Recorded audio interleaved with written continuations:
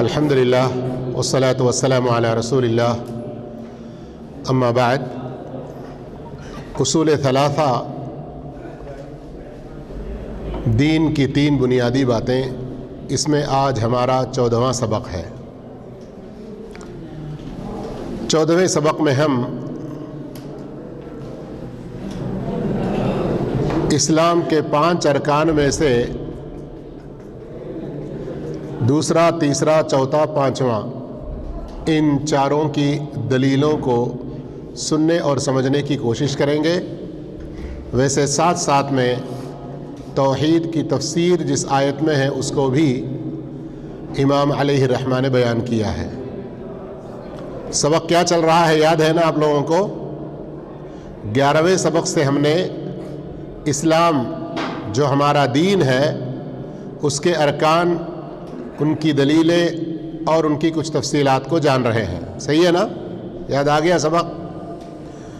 تو پہلا رکن اسلام کا لا الہ الا اللہ محمد الرسول اللہ کی گواہی دینا، اس کے بارے میں ہم سن چکے ہیں نا؟ تو آج امام علیہ الرحمہ فرماتے ہیں وَدَلِيلُ الصَّلَاةِ وَالزَّكَاةِ وَتَفْسِيرُ التَّوْحِيد، نماز اور زکوٰۃ کی دلیل اور توحید کی تفسیر۔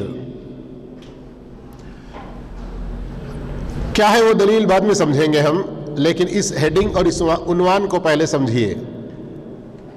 لا الہ الا اللہ محمد رسول اللہ کی گواہی کا معنی، اس کی تفسیر، اس کی توضیح گزر چکی ہے، لیکن اب پھر نماز اور زکوٰۃ کے ساتھ میں توحید کی تفسیر کو پھر کیوں ذکر کیے ہیں؟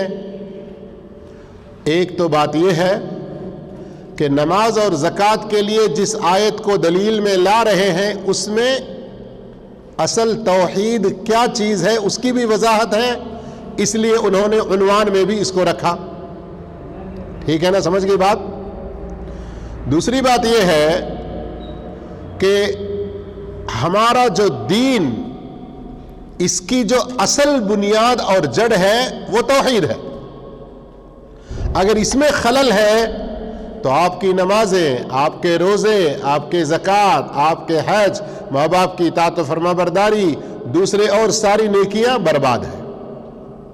اس لیے درمیان میں بھی کہیں اگر یہ تاکیدی طور پر لے آتے رہتے ہیں تو ہمیں اس کی اہمیت کو سمجھنا ہے، یہ نہیں سوچنا کہ ایک بار تو اس کا ذکر ہو گیا پھر لانے کی کیا ضرورت۔ آئیے اب دیکھتے ہیں دلیل کیا ہے۔ سورہ بینہ آیت نمبر 5 ہے۔ اللہ عز و جل فرماتا ہے وَمَا أُمِرُوا إِلَّا لِيَعْبُدُوا اللَّهَ مُخْلِصِينَ لَهُ الدِّينَ حُنَفَاءَ، یہاں تک یہ توحید کی تفسیر ہے۔ انہیں حکم دیا گیا صرف اور صرف اس بات کا، اس لیے کہ عربی قاعدے کے اعتبار سے وما یا ما کہنے کے بعد یا ان کہنے کے بعد پھر آگے الا آتا ہے تو جملے میں تاکیدی معنی پایا جاتا ہے۔ وما امروا الا لیعبدوا اللہ، انہیں حکم نہیں دیا گیا سوائے اس کے کہ وہ اللہ کی عبادت ہی کریں، دین کو اس کے لیے خالص کرتے ہوئے۔ غور کیجئے، یہ امر ہے، یہ حکم ہے۔ اس میں اگر کوئی اپنی منمانی چلانے کی کوشش کرے گا تو اللہ کے حکم کی صریح طور پر نافرمانی کرنے والا بنے گا۔ حنفاء کا معنی بھی اس سے پہلے ہم سن چکے ہیں، سمجھ چکے ہیں، وہ جو ہر طرف سے کٹ کر صرف ایک طرف جھک جائے، سارے معبودان باطلہ کو چھوڑ کر ایک اللہ کی عبادت کی طرف جھک جائے۔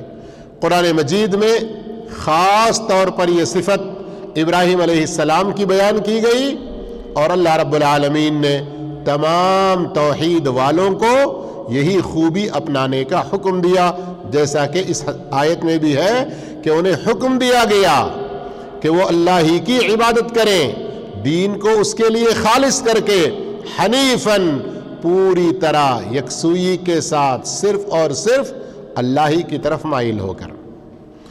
اور اسی طرح وَيُقِيمُ الصَّلَاةَ، انہیں حکم دیا گیا کہ وہ نماز بھی قائم کریں۔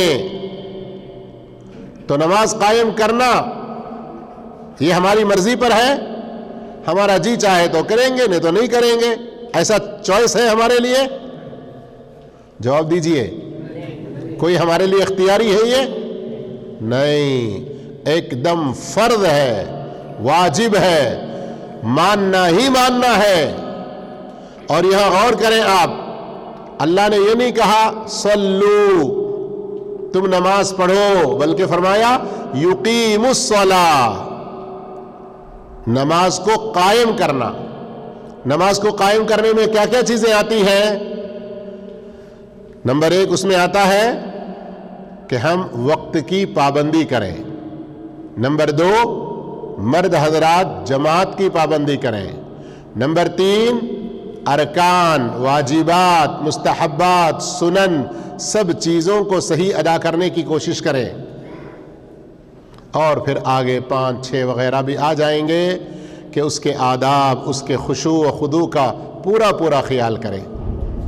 اور ان سب کو اگر ہم 2 لفظوں میں کہنا چاہیں، ایک تو یہاں خود اللہ نے فرمایا وَيُقِيمُ الصَّلَاةَ، نماز کو قائم کریں، اور سورہ بقرہ میں اگر آپ دیکھیں فَإِنْ خِفْتُمْ فَرِجَالًا أَوْ رُكْبَانًا فَإِذَا أَمِنْتُمْ فَاذْكُرُوا اللَّهَ كَمَا عَلَّمَكُمْ۔ نماز کس نے سکھائی؟ ہاں بھائی، نماز کا طریقہ، نماز کی تعلیم اللہ نے دی ہے۔ یہ جو آیت ہے سورہ بقرہ کی، یہ دلیل ہے۔ اور صحیح بخاری کی حدیث میں وضو کا طریقہ بھی کما امرکم اللہ، جیسے اللہ نے تمہیں حکم دیا۔ وضو کے طریقے میں اللہ کے رسول صلی اللہ علیہ وسلم فرماتے ہیں۔ تو یہ وضو کا طریقہ، نماز کا طریقہ، یہ اللہ کی طرف سے سکھایا ہوا ہے۔ اور ابو داؤد کی صحیح حدیث ہے کہ اللہ کے رسول اللہ رب العالمین نے جب معراج کی رات میں 5 وقت کی نمازیں فرض کی تو اگلے دن جبریل امین کو بھیجا، 5 نمازوں میں سے ہر نماز کا شروع وقت کیا ہے وہ پہلے دن بتلایا، پھر دوسرے دن بھیجا جبریل امین کو اور ہر نماز کا جو آخری وقت ہے وہ بتلایا۔ تو اب ہم نماز کے بارے میں یہ کہیں میری مرضی، تو کون بولنے والا؟ اے سب متوا نماز صلاح کہتے ہیں، بس ان کو اپنی تنخواہ کی پڑی ہوتی ہے۔ ایسے ہی تانے دیتے ہیں نا ہم لوگ، سمجھتے ہیں کہ میں نے بہت بڑی بہادری کی بات کر لی، لیکن ان باتوں سے، ان جملوں سے آپ کا ایمان برباد ہو رہا ہے۔ غیبت جیسی ناپاک، گندی، بدبودار، خبیث گناہ میں آپ پڑھ رہے ہیں، اس کو نہیں سوچتے ہیں۔ نماز کا حکم اللہ نے دیا، اس کا طریقہ اللہ نے بتلایا، اس لیے مجھے، ہم میں سے کسی کو کوئی اختیار نہیں کہ ہم کہیں جب جی چاہے میں پڑھ لوں گا، جو طریقہ میرا چاہے میں پڑھ لوں گا۔ اس لیے نماز میں نماز محمدی چلے گی، محمد صلی اللہ علیہ وسلم کا طریقہ چلے گا، تبھی اللہ کی بارگاہ میں وہ قبول ہوگا۔ پھر آگے اللہ نے فرمایا وَيُؤْتُوا الزَّكَاةَ، اور انہیں حکم دیا گیا کہ وہ زکوٰۃ ادا کریں۔ تو زکوٰۃ، جیسا کہ اس سے پہلے ہم سن چکے ہیں کہ یہ اسلام کے 5 ارکان میں سے ایک رکن ہے۔ زکوٰۃ، اس کے بارے میں بہترین ویڈیوز میں ہمارے دروس ہیں، آپ دیکھیے ZDURUS zdurus.com، اس کے اندر آپ کئی عناوین پر پا سکتے ہیں۔ تو آپ زکوٰۃ کی تفصیلات کو جانیے۔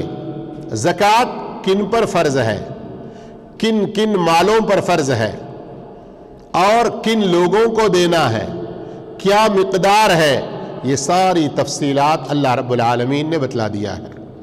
اسی کے مطابق ہمیں دینا ہے۔ ان جاہلوں کی طرح سے نہیں ہونا جو خوب کماتے ہوئے ڈنڈیاں مار کے، چوری کر کے، جھوٹ بول کر، سی اے اور دوسرے اکاؤنٹنٹ سے غلط حسابات کروا کے حکومت کو اپنا ٹیکس چھپا کے کم سے کم دینا چاہتے ہیں، جبکہ وہ 15%, 20%, 25%, بعض چیزوں پر 35% تک بھی ہوتا ہے. ہمارے ملکوں میں ہے نا. اور اسلام نے سونا, چاندی, نقد پیسہ ان میں صرف 2.5% زکوٰۃ رکھا ہے. کیا مطلب؟ 97.5% آپ کا, 2.5% اللہ نے جو مصارف بتلائے ہیں سورہ توبہ آیت نمبر 60 میں ان لوگوں کا, وہ آپ کا نہیں ہے. اور اللہ قرآن میں یہ کہتا ہے وَالَّذِينَ فِي أَمْوَالِهِمْ حَقٌّ, معلوم ایک جگہ کہا, لِلسَّائِلِ وَالْمَحْرُومِ بھی کہا. کیا مطلب؟ تمہارے مال میں جو زکوٰۃ ہے وہ تمہارا حق نہیں ہے, وہ ان غریبوں کا حق ہے.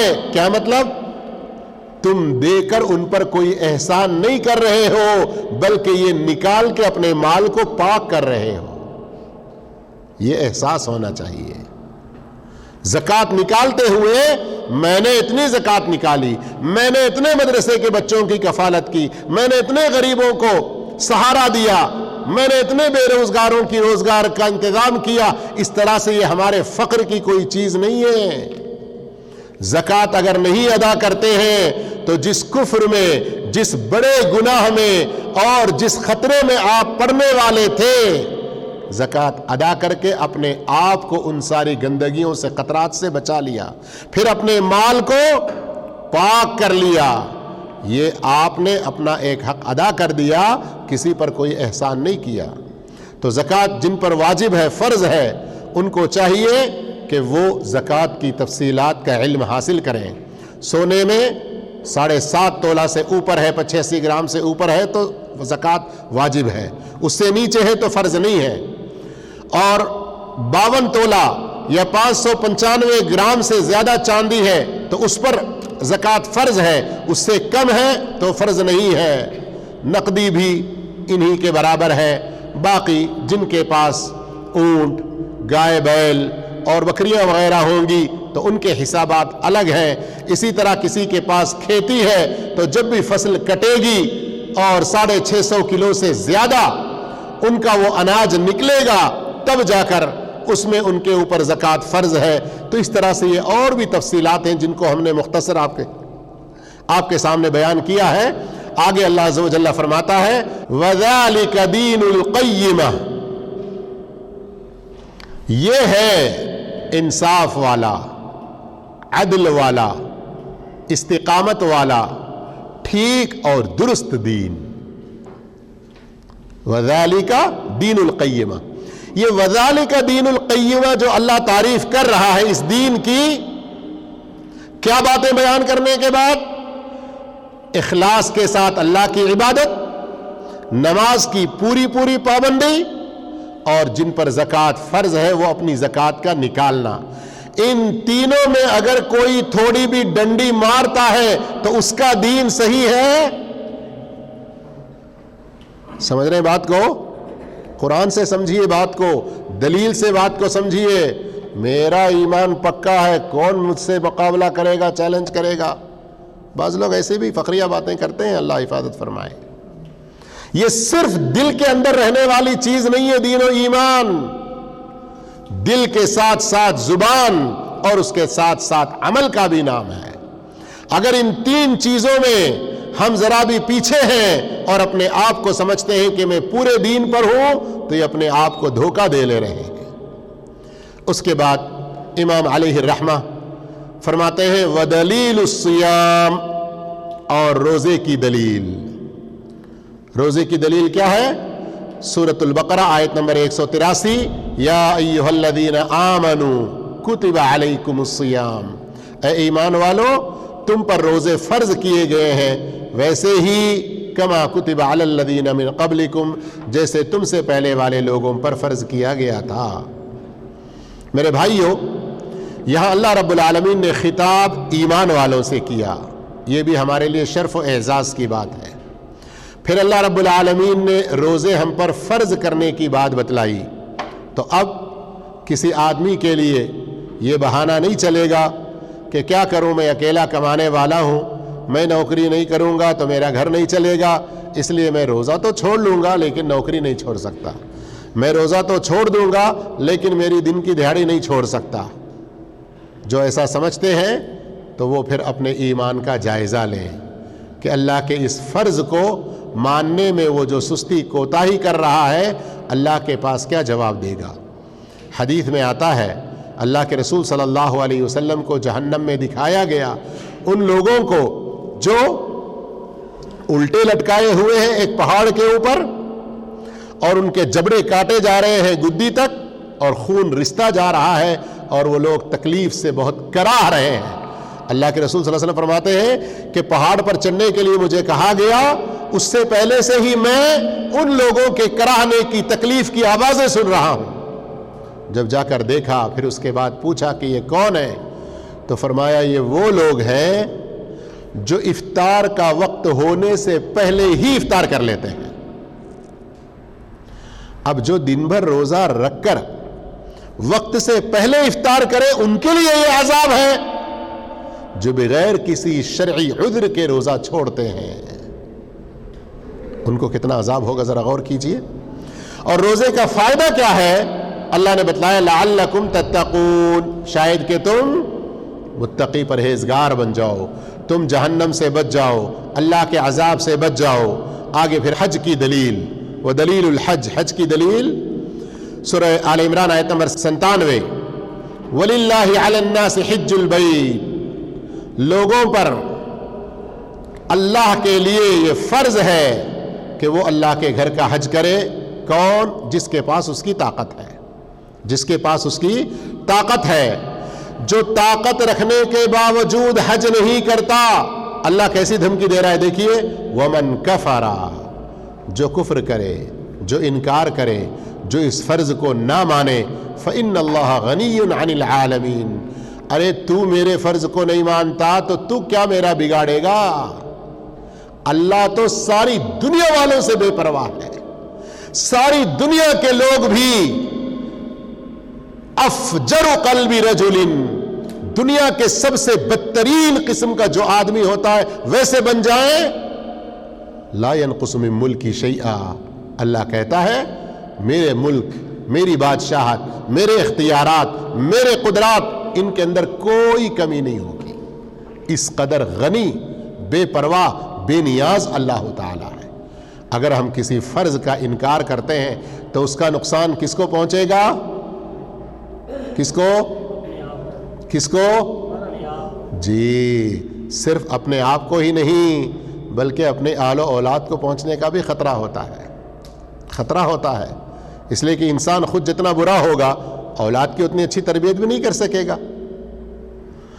تو میرے بھائیو ذرا غور کریں، یہ جو 5 فرض ہیں، کلمہ لا الہ الا اللہ کی گواہی، محمد رسول اللہ بھی ساتھ میں، نماز کو قائم کرنا، زکوٰۃ ادا کرنا، روزے رکھنا، حج کرنا.